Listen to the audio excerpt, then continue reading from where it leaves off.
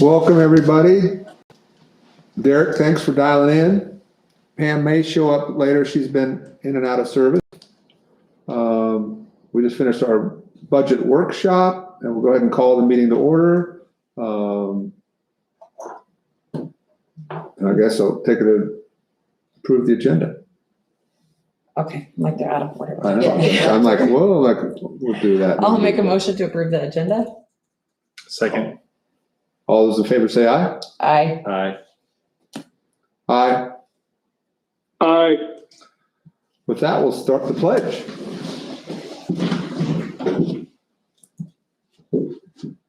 I pledge allegiance to the flag of the United States of America and to the republic for which it stands, one nation, under God, indivisible, with liberty and justice for all.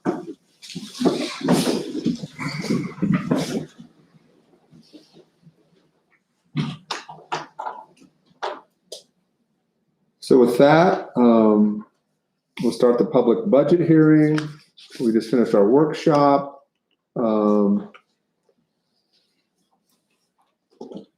Alicia, how would you like to proceed, or how would the board like to proceed? I guess we'll just have Alicia. Is that okay? To kind of All right, introduce so yourself to the public. my name is Alicia Krantz, and I'm the new business manager here at Middleton. So super excited to be here.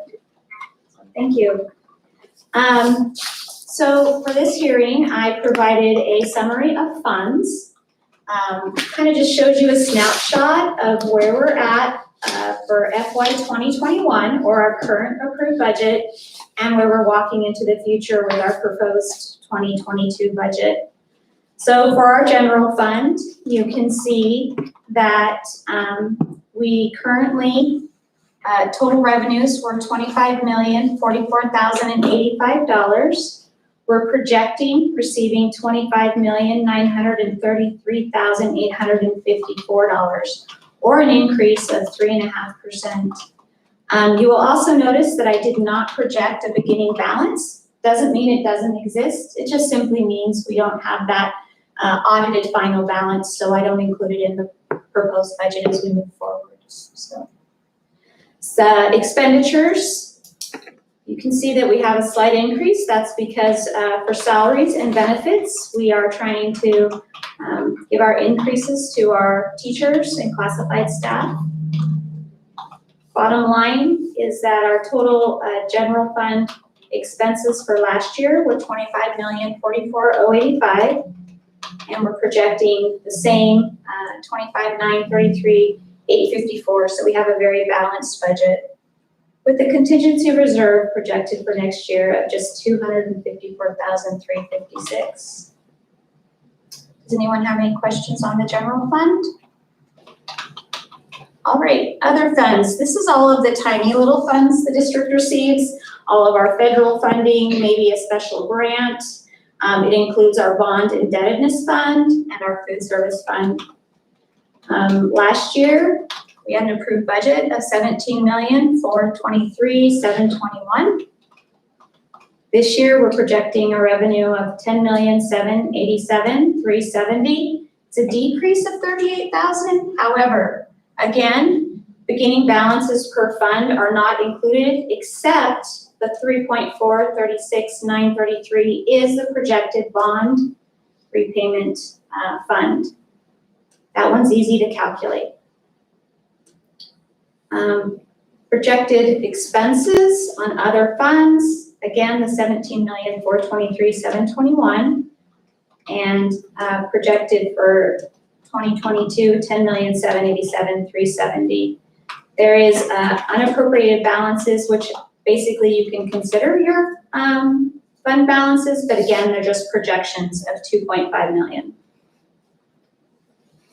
So would this 2.5 million be the same? Is that what in our policy says we have to have like our 2-month operating set aside so that if we receive no revenue, we could operate for 2 months? Your operating, it should be in your general fund, not your other funds. Okay. So this is, federal funds have a different fiscal year than our general funds. So they take a look at where the fund balances are as of October 1, basically, for federal funds. and they're projected. So that's what the 2.5 is. For your general fund, yes, that's typically a 2 to 3 month reserve is what they like you to have.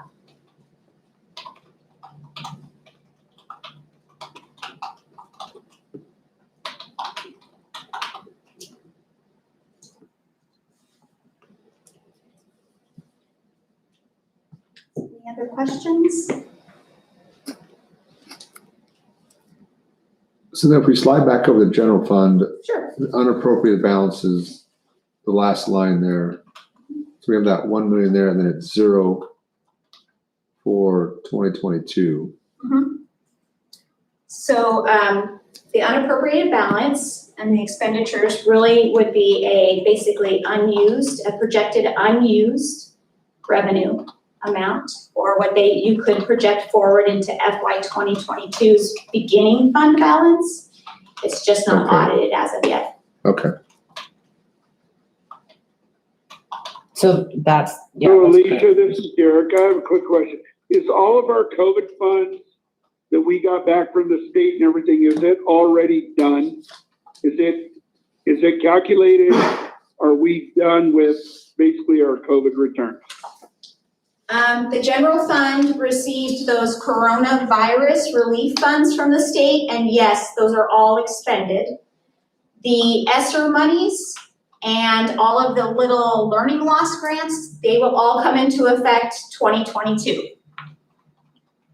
Okay, so we have not seen those yet. Not all of it yet. We have used a little bit of the ESSER 1 monies, but not all of them. And we haven't even Okay. touched ESSER 2 or ESSER 3 just yet. Okay. Thank you. You're welcome.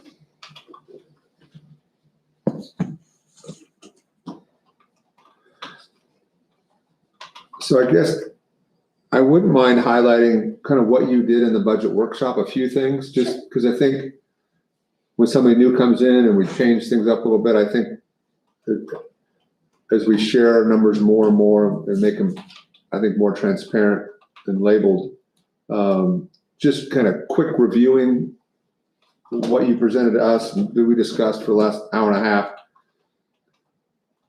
Like, one of our revenues is about 250K, which is lottery funds, which if that went away in the legislature, we would lose 250K. So I just think everybody needs to have that place marker in their head to know that that's there. The other thing you pointed out to us was gifted and talented. The state didn't fund this year. And so that's another 81K that is coming out of our general funds that wasn't from the state funding.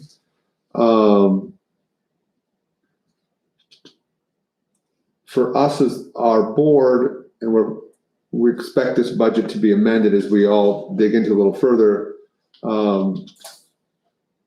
we'll take a look at pay for play in our extracurricular budget piece. We'll dig into that. You also moved around different salaries and benefits to be maybe reflect specifically where people mostly worked. I know that some of it gets split about. So I think we'll probably have more questions as we go forward on maybe break those categories out and get a report, maybe more detail as you come up to speed and as we dig into this for our budget. Looking at some building costs, I think those are repairs. District office expense versus, there was a difference there. I can't remember what it was, but it was, you shifted that, which made sense, but. And we're ongoing, we budgeted right now, but we're gonna figure out exactly what we're gonna do for SROs for the next year. So we have a placeholder there now, but we have to finish conversations with the city. But more news, I guess we'll say, once we get Mark on board and we go forward. So I appreciate your effort coming in hot and post-COVID, trying to compare last year with the year before and prepare with, late news out of the legislature on how we're going to do this. So thank you. Does anybody else have any questions, or just looking forward to getting more information and more transparency? My pleasure, thank I you. feel that.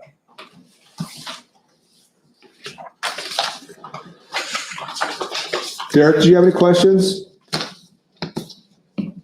No, I'm good for now, thank you. Okay.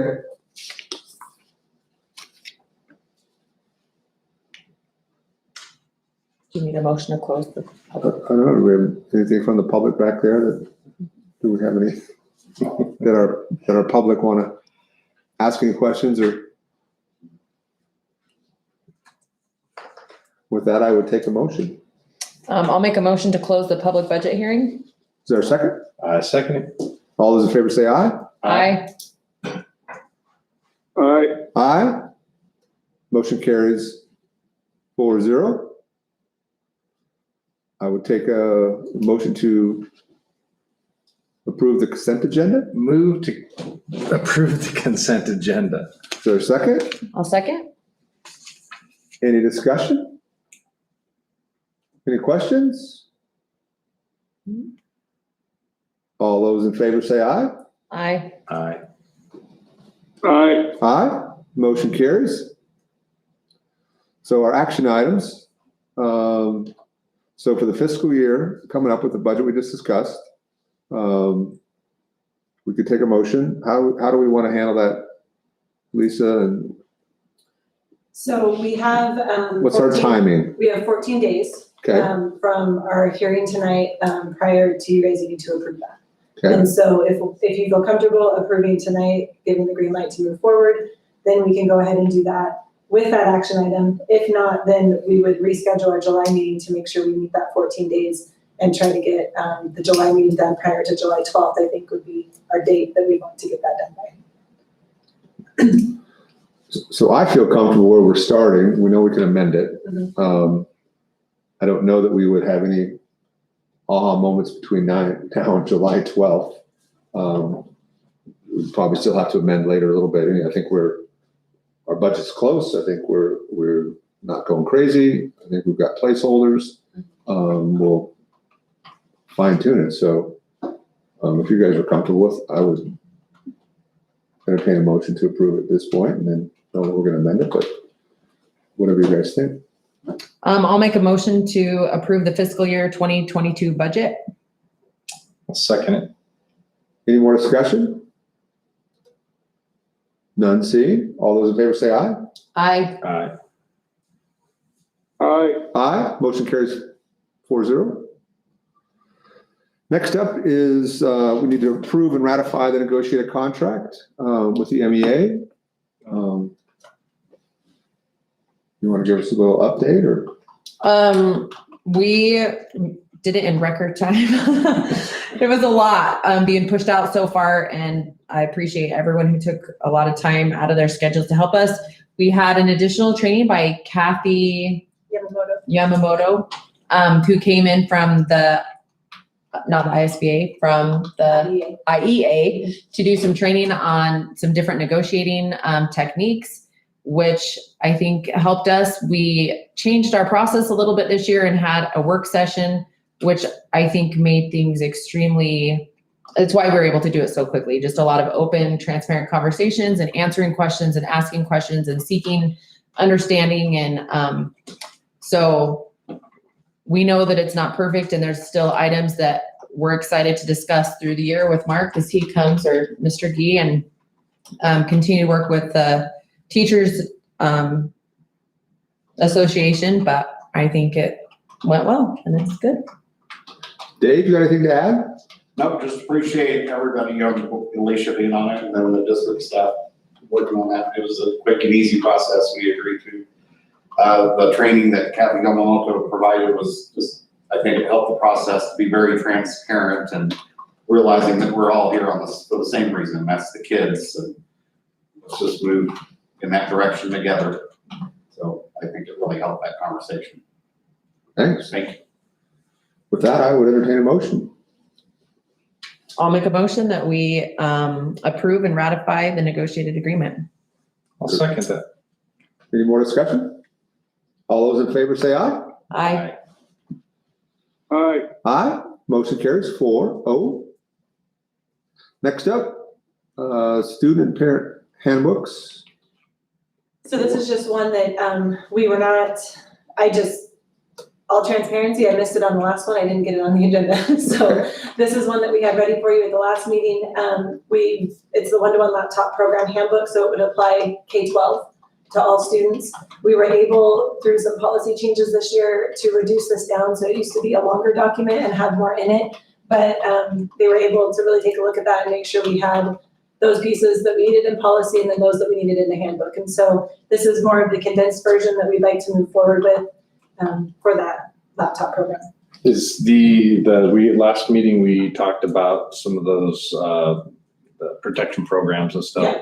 Is that going to be included with this as an addendum or? It will. So the way this will work is when we push out registration to our incoming parents and then our returning parents will have all of the links on Skyward, and it will take them to these documents, and it will all be kind of bundled together in that registration process. And then same thing with those new coming on August 3rd, when we have that new student registration, they would receive all that same information together. Yes. Is there a way you could specifically flag, like,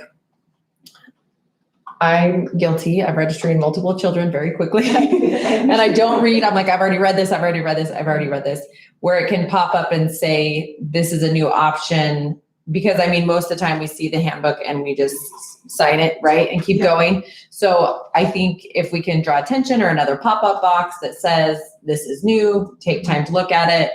This might be good for you if your kids have had issues with your laptops before. I think that would be beneficial for people like me who would be paying close attention, watching for something new like that. Let And I me just- reach out and see what options we have in there. Yeah. Okay, or if that's not a good place to do it, maybe at the open houses, maybe Or additional even just education there. communication as we get ready to open that. I know there's communication that we're working on that we'll send out to parents as that's opening. And maybe we can highlight some of those changes even in that as well. Yeah, that might be a better place, Okay. just to get out there so people are kind of watching it, aware of it, because it is I think it's a good thing to offer, and I just don't want people Yep. later to say, well, I didn't Well, know and we about had it. so or- many policy revisions this year and policy changes that there's gonna be quite a bit new for parents in that, just because of those policy shifts, so we'll make sure that we highlight that as well. Thank you. So with that, I would entertain a motion to accept the handbook for the laptop. I move to accept the one-to-one laptop program handbook. Is there a second? I'll second. Any more discussion? All those in favor say aye. Aye. Aye. Aye. Aye. Motion carries 4-0. We don't need to take action with to reschedule our meeting. We've already rescheduled our regular board meeting for the 28th. With that, Wait just a second. July 28th is our regular? 26. 26th. 26th. Okay. I know I'm not here, so Okay, I just want to make sure. someday you're Okay. All right. the 26th. So with that, take a motion to adjourn. I'll make a motion to adjourn. I will second it. Oh, did we have any public comment? Do we have any public comments out there? Sorry. Okay. I forgot to ask. All those in favor of adjourning, say aye. Aye. Aye. Aye. Aye. Motion carries. We're adjourned. Thanks, everybody. Thank you.